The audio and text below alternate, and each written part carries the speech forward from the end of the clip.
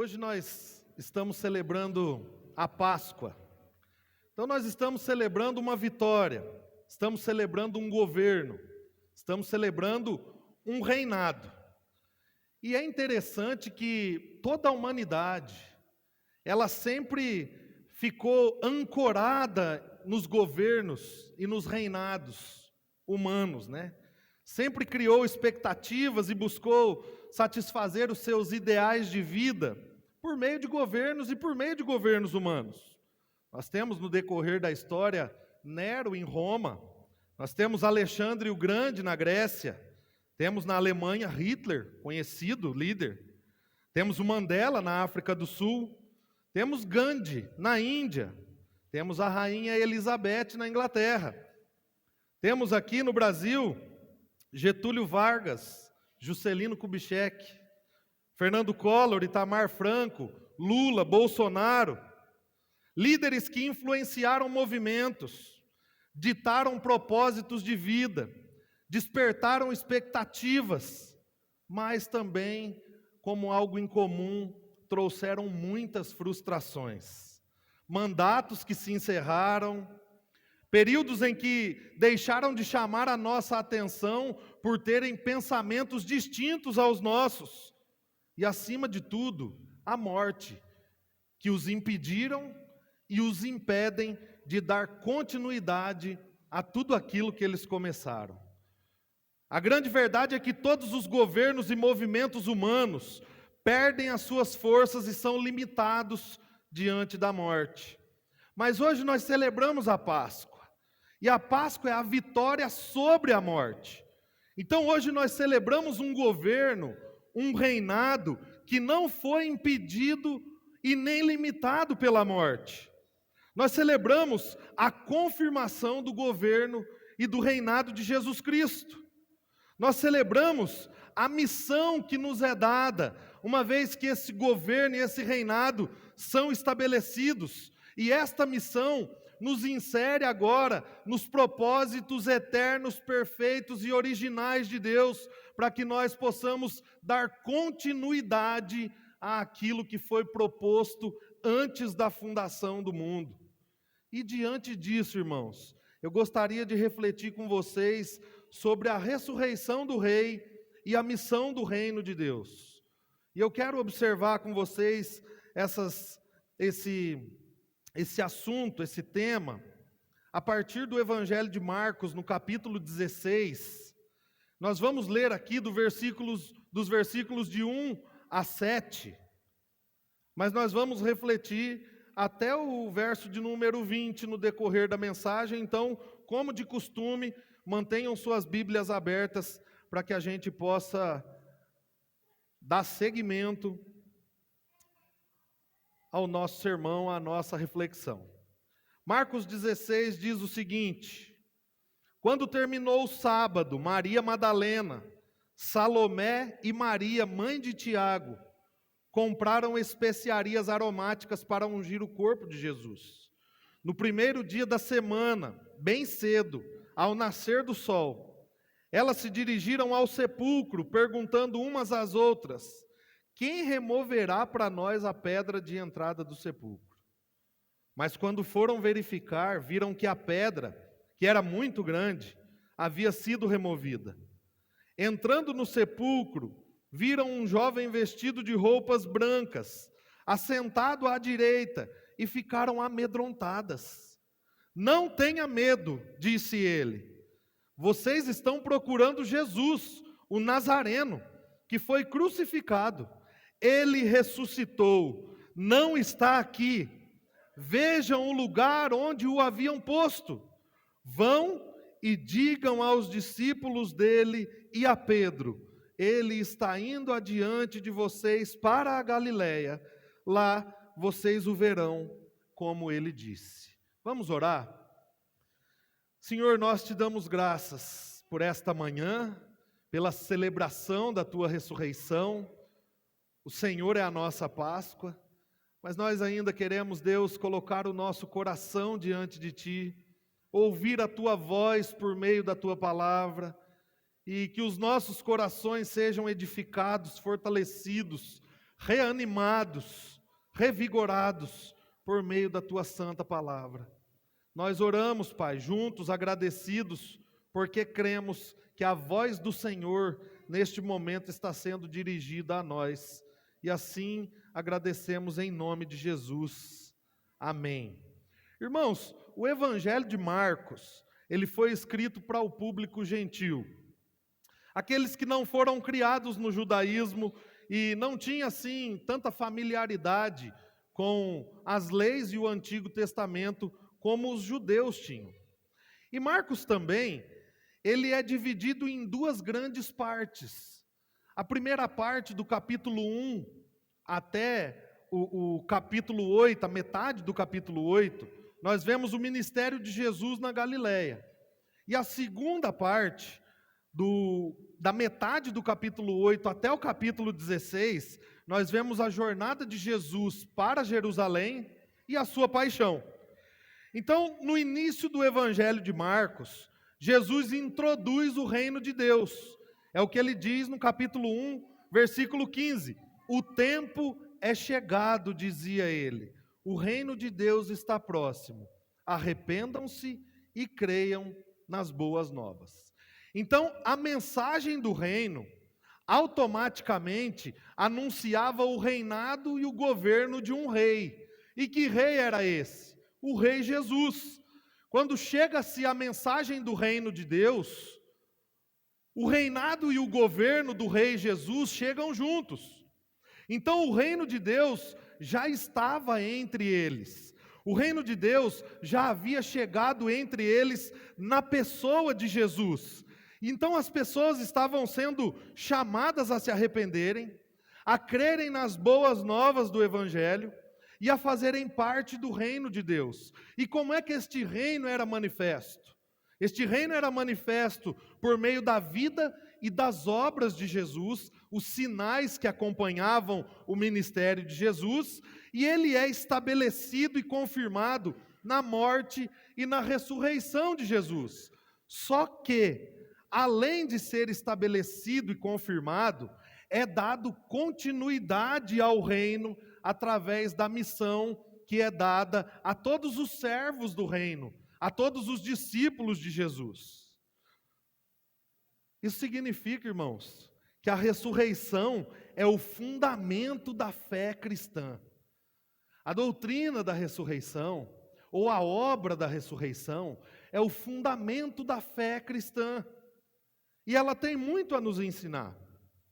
E eu gostaria de observar com vocês algumas lições a partir desse relato do Evangelho de Marcos a respeito da ressurreição.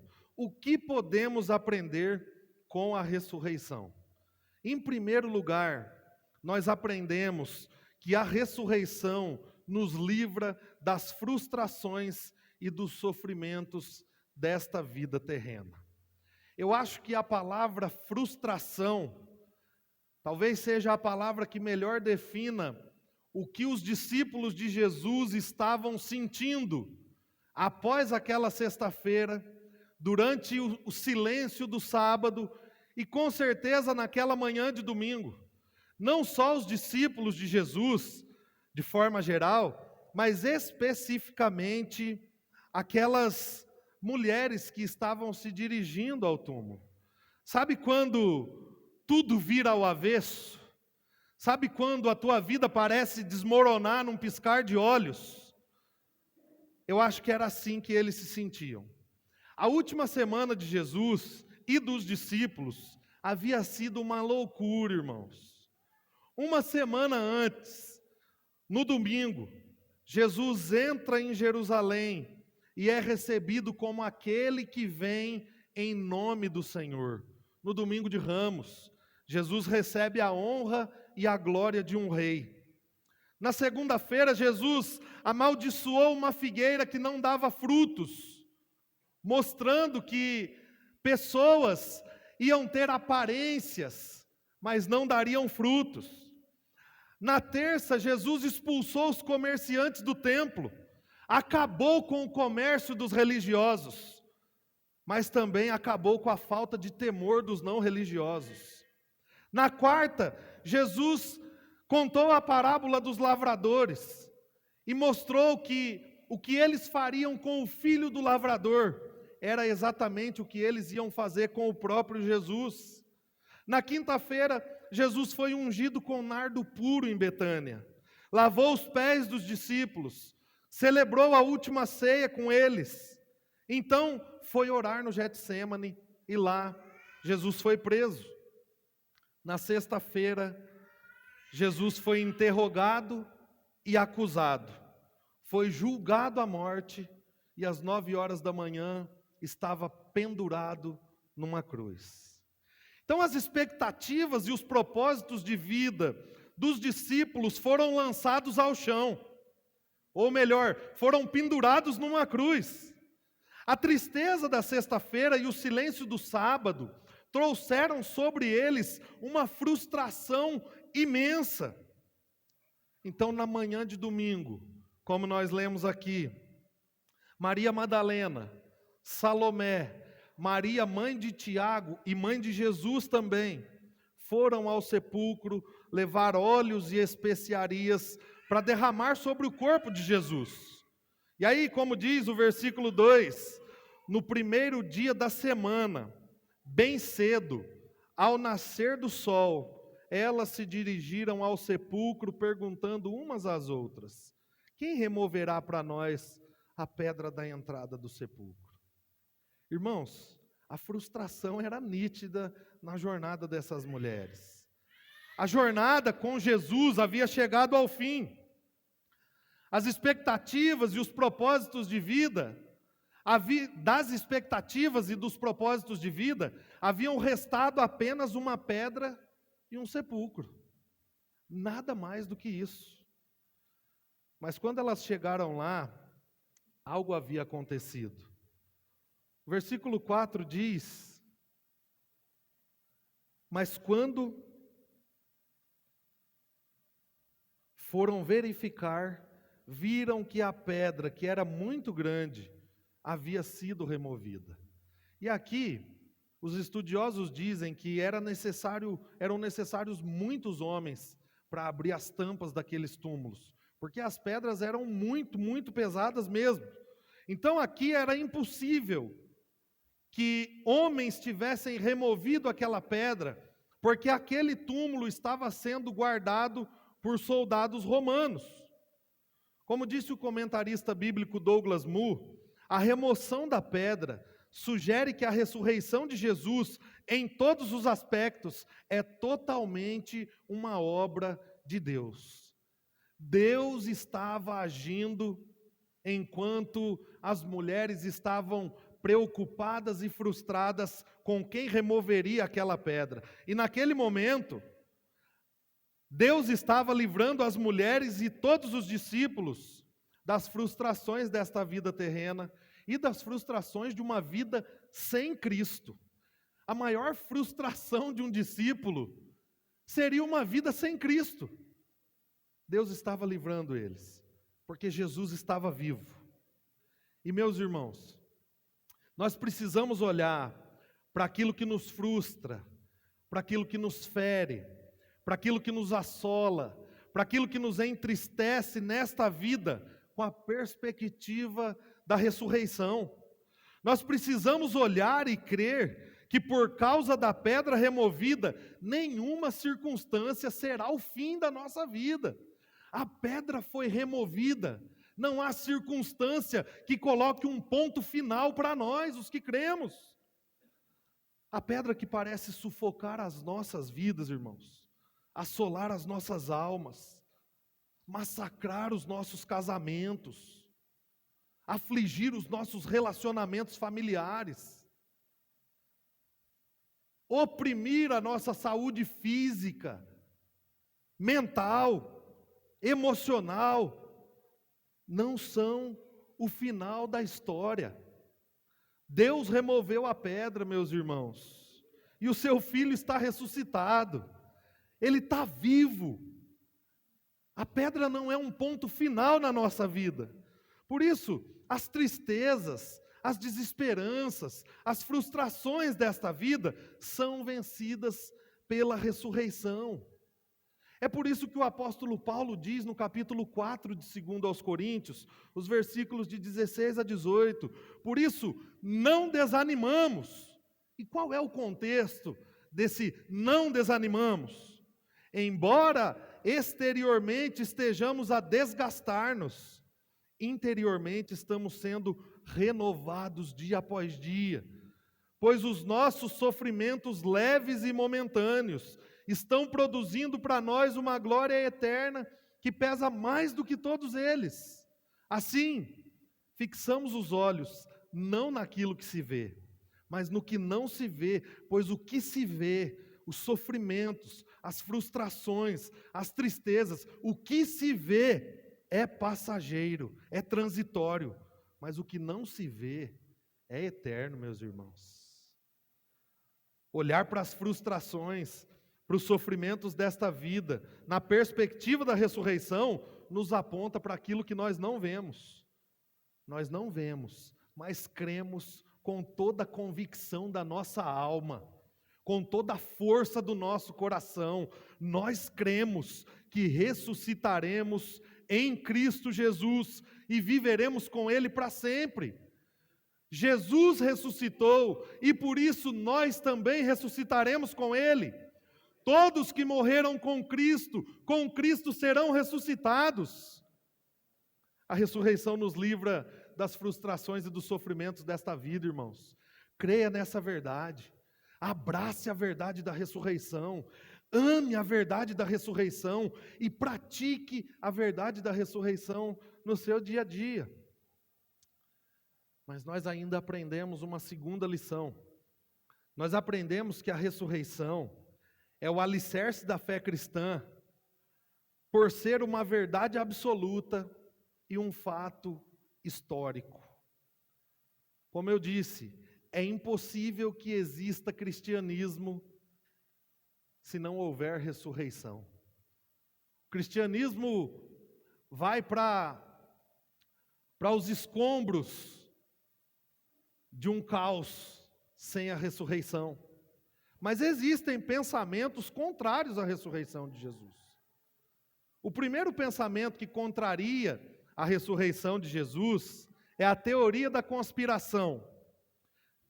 Eles dizem que os discípulos de Jesus roubaram o corpo dele do túmulo, e aí então depois conspiraram em continuar mentindo que Jesus havia ressuscitado. O segundo pensamento contra a ressurreição é o pensamento da morte aparente.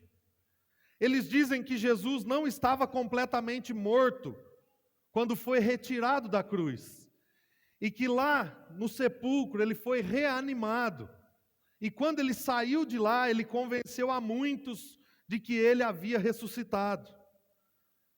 O terceiro pensamento contrário à ressurreição de Jesus é o pensamento do túmulo errado.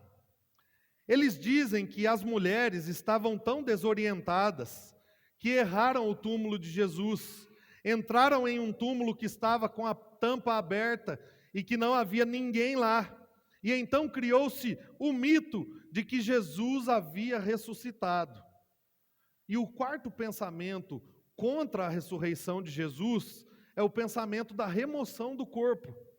Eles dizem que José de Arimateia, naquela madrugada de sábado para domingo, ele havia removido Jesus daquele túmulo e colocado em outro túmulo sem falar com os discípulos. E então os discípulos vão até o túmulo na manhã de domingo e veem que Jesus não está mais lá e erroneamente dizem que Jesus havia ressuscitado. Mas o texto diz o seguinte nos versículos 5 e 6. Entrando no sepulcro, viram um jovem vestido de roupas brancas, assentado à direita, e ficaram amedrontadas. Não tenham medo, disse ele. Vocês estão procurando Jesus, o Nazareno, que foi crucificado. Ele ressuscitou. Não está aqui. Vejam o lugar onde o haviam posto. Então as mulheres que estavam indo para concluir um funeral. Ali é quando nós vamos a um funeral e dizemos assim, olha, vamos fechar a tampa do caixão e vamos colocá-lo lá no seu lugar, e aí, quando fechar o último tijolo, acabou. As mulheres foram fazer isso. Elas foram colocar especiarias sobre o corpo de Jesus, para que se encerrasse aquele tempo e virasse aquela página. Só que essas mulheres que estavam indo para dar fim a um funeral, elas são surpreendidas com um mensageiro de Deus. O anjo que estava ali era de fato um mensageiro de Deus, e a sua mensagem era muito simples. Olha, este não é o fim. Vocês não estão encerrando um funeral. Vocês estão iniciando uma jornada. Não é o fim, é um começo. Porque aquele que vocês procuram e esperam encontrar morto, foi ressuscitado dentre os mortos e não está mais aqui. Há um testemunho fiel de Deus, garantindo a ressurreição de Jesus. E depois o mensageiro de Deus leva as mulheres, não a uma epifania, ou não leva elas a um momento de transe, olha, deitem aí e entrem em transe, caiam no Espírito, e vocês vão sentir que Jesus ressuscitou. Não, ele leva elas a uma realidade viva. Agora, vejam onde ele estava posto. Olha lá, ele não está mais lá. Então essas mulheres testemunharam a morte, testemunharam o sepultamento, e agora estão testemunhando a ressurreição. Os evangelhos da Bíblia, eles são fontes históricas confiáveis. Todos os historiadores, sejam eles cristãos ou não, eles têm os evangelhos como fontes e relatos históricos confiáveis. Isso significa que os evangelhos passaram por um crivo, o crivo da autenticidade, da pureza e da verdade. Ou seja, autenticidade significa que eles foram escritos por aqueles que de fato viram o que estavam relatando. A pureza significa que não houve alteração nenhuma nos relatos, porque houve um estudo minucioso para apurar os relatos dos evangelhos. E a verdade significa que os escritores eram pessoas sérias e não eram pessoas enganadoras naquela época. Então, de fato, o que estava escrito e ponto final. Meus irmãos, Jesus está vivo e o túmulo está vazio. Esta é uma verdade absoluta e a nossa fé está fundamentada nesta verdade. Nós precisamos nos apegar com toda a força à verdade da ressurreição, porque se Cristo não ressuscitou, não há salvação para nós. Nós ainda estamos perdidos e estamos mergulhados no nosso pecado.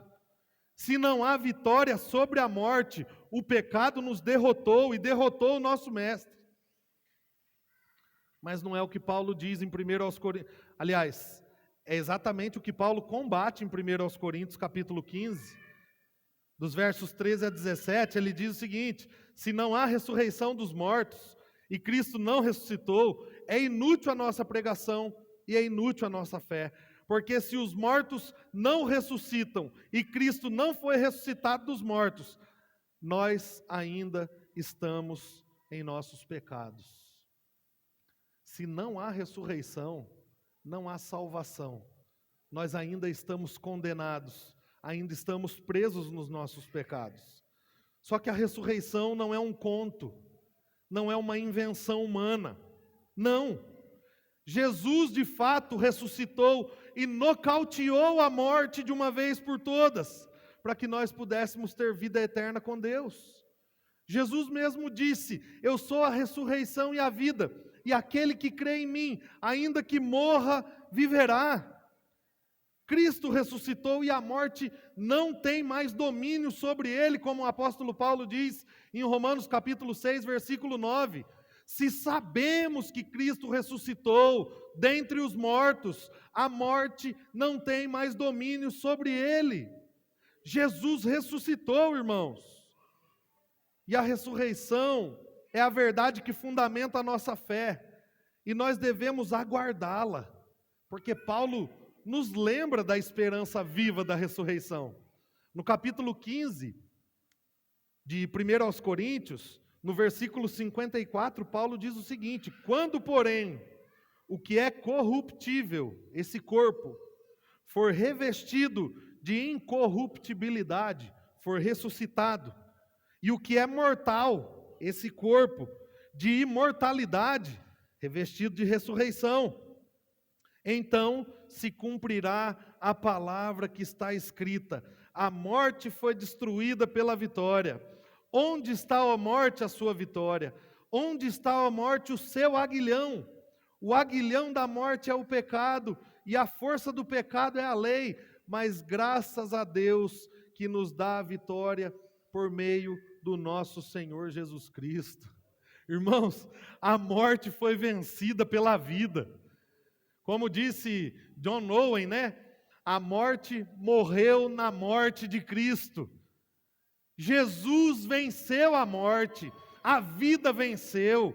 Nós o amamos, Ele nos amou primeiro. Nós estávamos mortos, Ele nos deu vida por causa da ressurreição do nosso Salvador. Cristo vive, irmãos. Ele é a nossa esperança viva. Nós não devemos depositar esperança em nenhum outro lugar, em nenhuma outra verdade, mas na verdade do Evangelho, no nosso Salvador, que viveu, morreu e ressuscitou e voltará para nos buscar. Mas nós ainda aprendemos outra lição. Nós aprendemos que a ressurreição nos dá a esperança de novos começos. Nós conhecemos bem a história. E nós sabemos que Pedro havia negado Jesus por 3 vezes. E nós sabemos também que, não só Pedro, todos os discípulos haviam o abandonado e fugido naquela madrugada, enquanto ele era julgado pelo Sinédrio. E o que se espera de alguém que é abandonado e rejeitado? Quando essa pessoa volta, o que se espera é uma correção severa.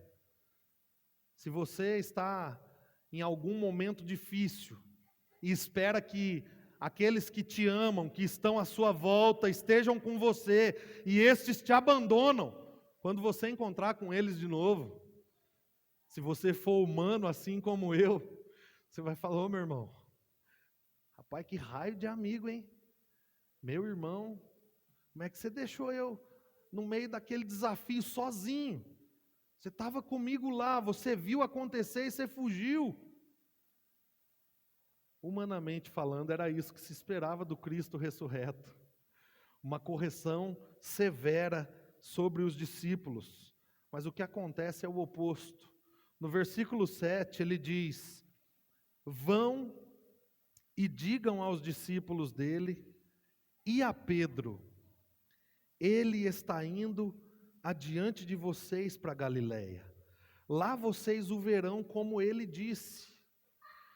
2 coisas acontecem aqui. Primeiro, Jesus está deixando bem claro que ele cumpre o que ele fala. Porque ele havia dito a eles, no capítulo 14, versículo 48 do Evangelho de Marcos, que ele seria morto e que ao 3º dia ele ressuscitaria e depois encontraria com eles na Galiléia. Primeira coisa que acontece aqui, Jesus mostra que ele é um homem e um Deus de palavra. Ele cumpre o que ele diz. As suas palavras não cairão por terra. E a segunda coisa que acontece aqui é que ele dá oportunidade de novos começos. Ele leva os discípulos para Galiléia. E a Galiléia, irmãos, era onde tudo havia começado. A Galiléia era onde Jesus havia chamado cada um daqueles discípulos. Os discípulos que no decorrer da jornada de 3 anos, 3 anos e meio, haviam duvidado dele, haviam questionado ele, e no final o haviam abandonado. Só que Jesus os leva de volta para o começo, para onde tudo começou. Por causa da ressurreição, eles teriam a esperança de um novo começo. Porque Jesus não morreu por causa da negação dos discípulos. Jesus morreu porque era propósito de Deus antes da fundação do mundo. Jesus não foi negado e rejeitado porque os discípulos o abandonaram diante do sinédrio. Não. Jesus foi pregado naquela cruz porque, como nós lemos aqui em Isaías 53, Deus se agradou de moê-lo no madeiro por causa dos nossos pecados. Só que Jesus quer lembrar os discípulos disso. Jesus quer mostrar para eles que há um plano de redenção antes da fundação do mundo, que está se consumando ali. E Ele dá a oportunidade a eles de um novo começo. Por causa da ressurreição, Jesus chama aqueles discípulos de volta ao ponto de partida, para uma nova esperança, um novo começo. Sabe o que isso significa? Simplesmente que eles poderiam agora fazer diferente. É impossível que alguém entregasse sua cabeça, seu corpo, sua família, por causa de uma mentira ou por causa de um conto. Jesus está chamando esses discípulos de volta, e a partir de agora, a vida desses homens muda. Depois da ressurreição, o ministério desses homens mudam. Depois da ressurreição, a dinâmica e a vida da igreja muda. Porque agora esses homens não fugirão mais. Agora alguns vão ser pendurados de ponta cabeça, outros vão ser cerrados ao meio, outros vão ser amarrados em cada parte do seu corpo em cavalos, e os cavalos sairão a galope, e os seus pedaços ficarão por todos os lugares. Um novo começo estava acontecendo aqui, irmãos. E se vocês são humanos, assim como eu, e assim como os discípulos, sem dúvida nenhuma vocês já tropeçaram na caminhada. Vocês já pisaram na bola com Jesus. Vocês já fracassaram na vida como discípulos. Vocês já mereceram uma correção severa, ou até a rejeição. Mas por causa disso, você esteja pensando que é o fim, que agora não dá mais para caminhar como um discípulo, que você pisou na bola feio, e agora não tem mais jeito. Agora o negócio é voltar a pescar. Porque foi o que os discípulos fizeram. Jesus vai na beira do mar chamar eles de volta. Porque para eles pisaram na bola tão feio que o negócio era voltar a pescar. Talvez por conta dos teus fracassos na caminhada cristã, você esteja pensando que o negócio é voltar a pescar.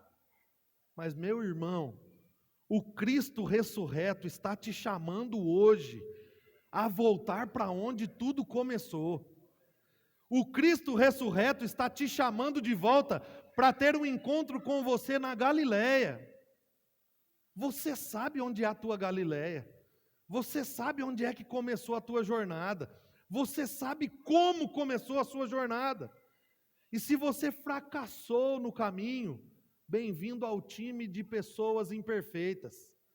Mas Jesus te chama de volta para Galileia, porque lá nós temos esperança de novos começos. Irmãos, nós mudamos, nós oscilamos, nós fracassamos, nós negamos a Cristo por causa dos nossos pecados, mas Ele não, Ele continua o mesmo. De eternidade a eternidade, Ele é o mesmo Deus. Ele é o mesmo que foi profetizado lá atrás por todos os profetas. Ele é o mesmo que nasceu de uma virgem e viveu uma vida perfeita. Ele é o mesmo que entrou em Jerusalém montado em um jumentinho e foi recebido com a glória de um rei. Mas Ele também é o mesmo que foi traído, rejeitado pelos homens, e suou sangue no jardim do Getsêmani, enquanto orava sozinho. Ele é o mesmo que foi pendurado numa cruz, pelos meus e pelos seus pecados, e dela deu o brado de vitória. Tetelestai, está consumado, está consumada a história. Mas Ele também é o mesmo que ressuscitou ao terceiro dia, e que chamou os discípulos de volta para Galiléia, para começarem de novo. E agora, hoje, nesta manhã de domingo, está chamando a mim e a vocês a um novo começo. Nós temos um Deus que nos ama tanto, que é capaz de nos chamar de novo a novos começos. Por causa da ressurreição, nós podemos começar de novo, e de novo, e de novo. E se você ainda não crê que Jesus nasceu, viveu e morreu pelos seus pecados, e ressuscitou ao terceiro dia, e voltará para buscar o seu povo, que vai viver eternamente com Deus, creia nele e comece de novo hoje. Eu não acredito em acaso na agenda de Deus, eu acredito num Deus soberano.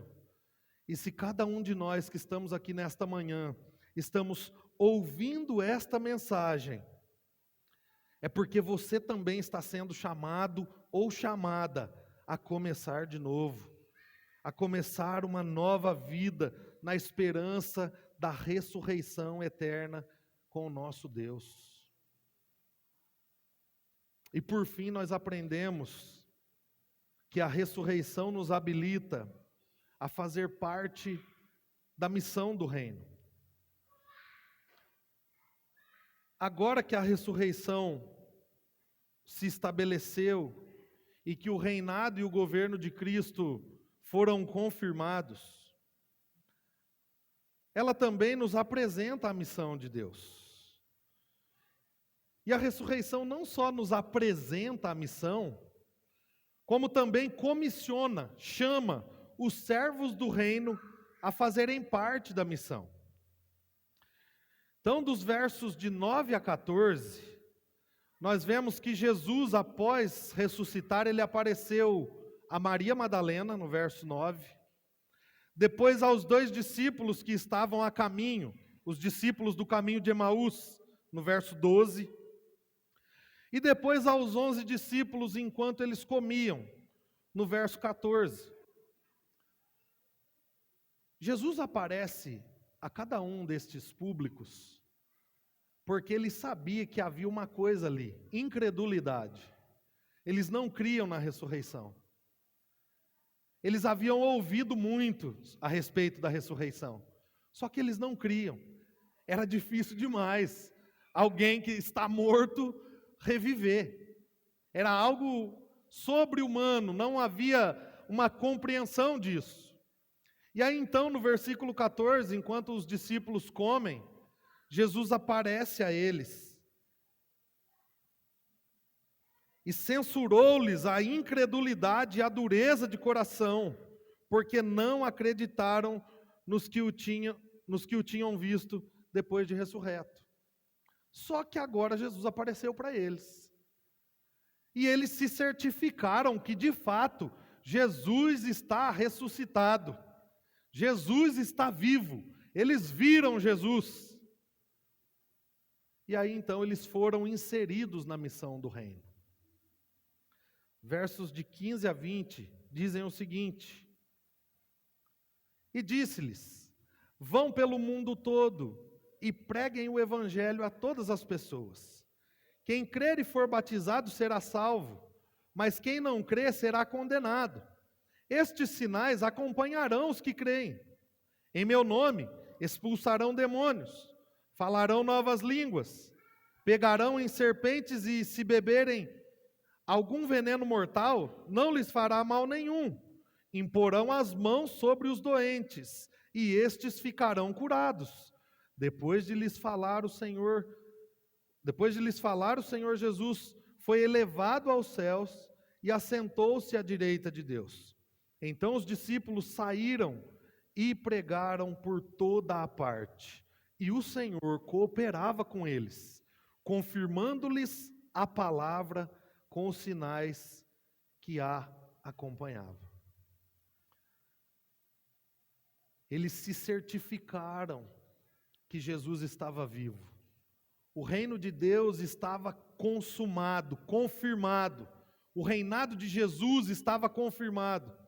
Agora Jesus dá continuidade ao seu governo, ao seu domínio, ao avanço do seu reino. E a continuidade é colocando os seus discípulos na missão. Qual é a missão do reino? É pregar a mensagem do Evangelho. A mensagem do Cristo que nasceu, que viveu, que morreu para perdoar pecados, que ressuscitou ao terceiro dia e voltará para buscar os que viverão eternamente com Deus. Quais são as consequências dessa mensagem? Quais são as consequências da missão? São salvação e condenação. Quem crer e for batizado será salvo. Quem não crer será condenado. A mensagem do Evangelho, ela nunca volta sem efeito algum. Ela sempre volta cumprida, com a missão cumprida. Ou ela salva, ou ela condena. Então, as consequências da missão são salvação e condenação.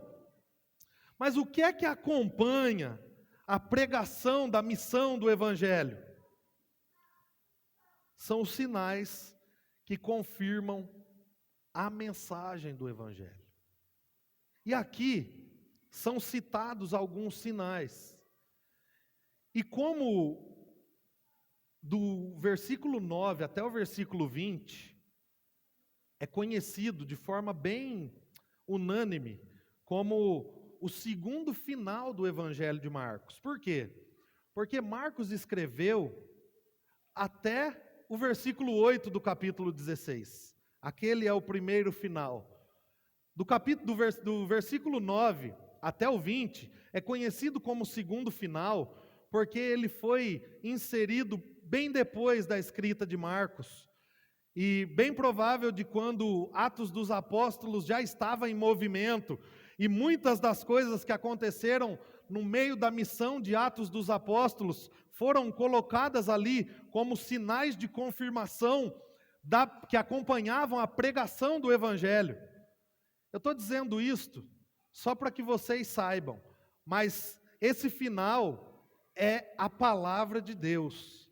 Ele é canônico, está inserido na Bíblia e foi tido como canônico, como palavra de Deus, fiel, inerrante, infalível e suficiente.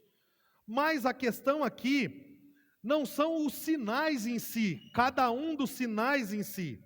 A questão aqui é que é a confirmação da mensagem do Evangelho.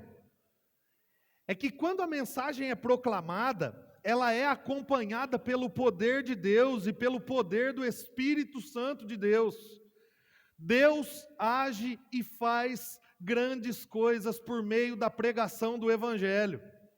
E quando nós pregamos, seja um demônio expulso, uma pessoa liberta de espíritos malignos, uma pessoa curada, uma pessoa salva, ou uma pessoa que recebe de Deus algo miraculoso, o Evangelho sendo pregado, a mensagem é acompanhada do poder do Espírito Santo de Deus.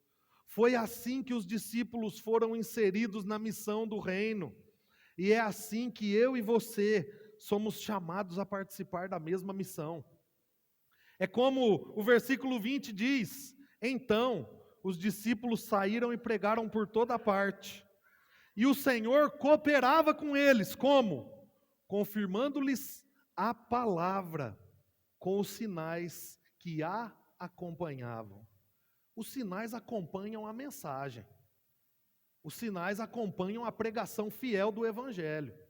Se eu subisse aqui hoje e começasse a proferir um monte de coisas, de bênçãos sobre a vida de vocês, se não tiver a mensagem do Evangelho, é impossível que isto seja do poder de Deus e do poder do Espírito Santo de Deus.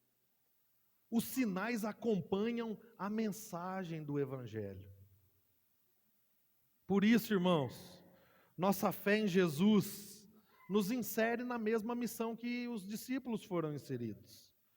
Nós também somos chamados e capacitados a levar esta mensagem, não em nossa própria força, não em nossa capacidade de persuasão ou de operar qualquer tipo de sinal, não é na nossa força, mas confiantes na força que vem do Cristo ressurreto, da força que vem do Espírito Santo de Deus, que acompanha a mensagem todas as vezes em que ela é pregada. Por isso, se você, assim como eu, se sente incapaz, inapropriado e ineficaz para pregar o Evangelho e fazer parte da missão do reino, lembre-se que sim, nós somos tudo isso. Mas fazer parte da missão do reino não depende de nós.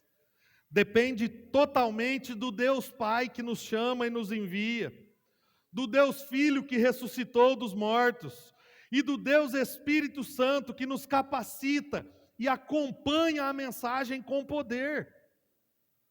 Lembre-se, meus irmãos, que a nossa fé no Cristo que ressuscitou e venceu a morte nos colocou também na missão do reino.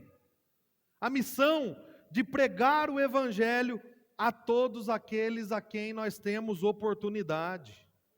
Então você quer ver coisas grandiosas acontecerem? Você quer ver o poder de Deus se mover através da sua vida? Pregue o Evangelho. Pregue o Evangelho de Cristo.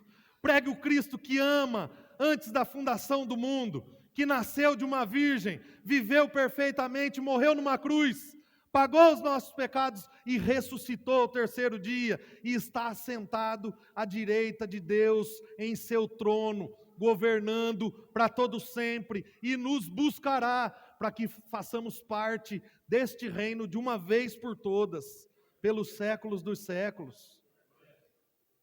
Nós só não vemos poder porque não pregamos o Evangelho. Nós não vemos Deus salvar, curar, derramar do seu poder, porque o Evangelho está retido nos nossos lábios. Pregue o Evangelho, desfrute do poder de Deus, experimente a ação de Deus poderosa por meio da pregação do Evangelho.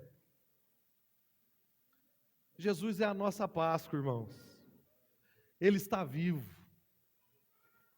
Não há mais condenação para aqueles que estão em Cristo Jesus. A morte foi derrotada pela vida. Jesus não é como os governantes humanos, que são limitados pela morte e não podem dar continuidade aos seus propósitos. O governo de Jesus é eterno e o seu reino jamais será destruído. Cristo se fez pecado por nós, para que nele nos tornássemos justiça de Deus. Isso significa, irmãos, que a ira de Deus, a qual nós merecíamos por causa dos nossos pecados, passou por cima de nós. Esse é o significado da Páscoa, passar por cima. Quando lá atrás, na Páscoa do Êxodo, na última praga, Deus pede para o seu povo passar o sangue nos batentes das portas.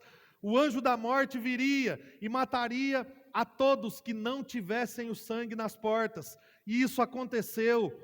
A morte passou por cima do povo de Deus, por causa do sangue do Cordeiro.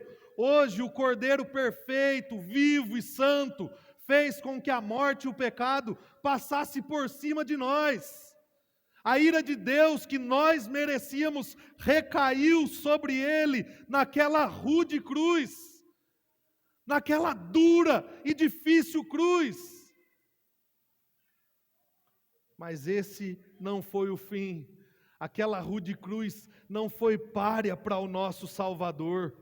Deus o ressuscitou dos mortos no terceiro dia, e por isso, nós, os que cremos, recebemos vida eterna com Deus. O Rei ressuscitou, e a missão continua até que Ele venha.